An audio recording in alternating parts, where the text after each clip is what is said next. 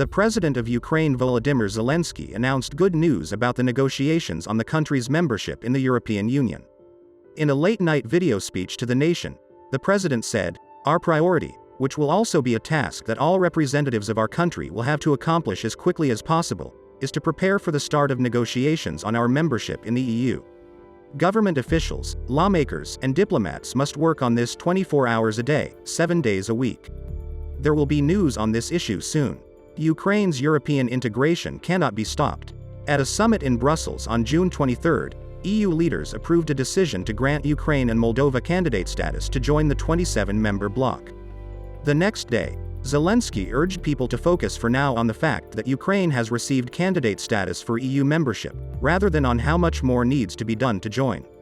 In addition, Ukraine has begun exporting electricity to the European Union through Romania, President Vladimir Zelensky said, as Russia cuts gas supplies to the bloc, which supports Kyiv in its opposition to Moscow's invasion. Several European countries, including Italy and Germany, rely heavily on Russian gas to meet their energy needs but are forced to seek alternatives as Moscow cuts supplies. Speaking, Zelensky said that Ukraine has started a significant export of electricity to the EU through Romania. "This is only the first step. We are preparing for more supplies." He said that a significant part of the Russian gas consumed by Europeans can be replaced. "For us, it's not just an issue of export revenues, it's an issue of security for all of Europe." The Ukrainian power grid was connected to the European grid in mid-March, which helped ensure an uninterrupted supply of electricity. By the way, Zelensky is not likely to personally attend a conference in Lugano, Switzerland, next week to discuss ways to rebuild Ukraine.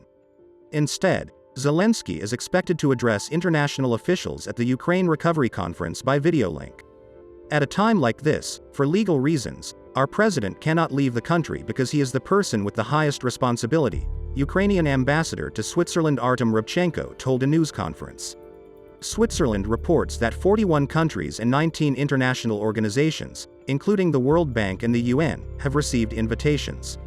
The foreign minister foresees a high-level meeting with ministers, prime ministers, and presidents.